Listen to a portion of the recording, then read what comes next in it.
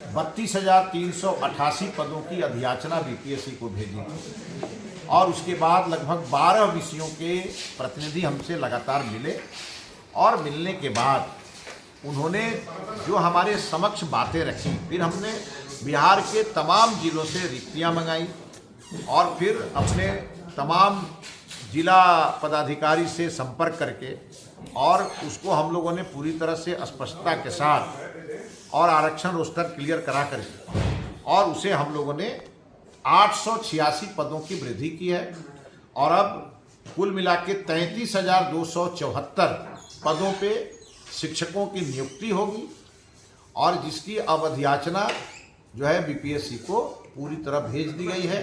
अब शिक्षा विभाग से इसके अलावे किसी पद की कोई वृद्धि शिक्षा विभाग से नहीं होनी है। अब इस वर्ष की सभी अधियाचनाएं चली गई। अब बीपीएससी को स्वतंत्र होकर के परीक्षा लेने हैं, पारदर्शी परीक्षा लेने हैं और रिजल्ट निकाल करके और फिर हमें देने हैं ताकि हम शिक्षकों को नियुक्ति दे सकें। और फिर प्रत्येक वर्ष जैसा कि माननीय मुख्यमंत्री जी ने घोषित किया है कि हम प्रत्येक वर्ष 20,000 न्यूनतम शिक्षकों की बहाली करेंगे। इस बार भी हमने 20,000 का लक्ष्य रखा था, लेकिन हमारी वैकेंसी 33,274 पे पहुंच गई।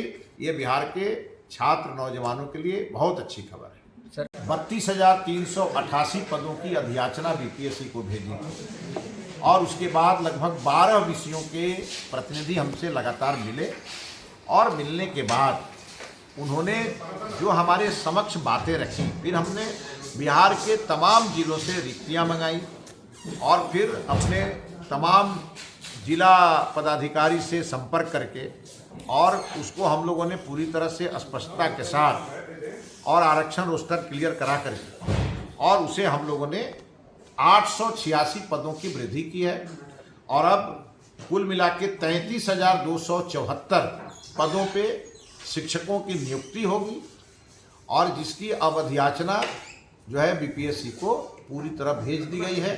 अब शिक्षा विभाग से इसके अलावे किसी पद की कोई वृद्धि शिक्षा विभाग से नहीं होनी है।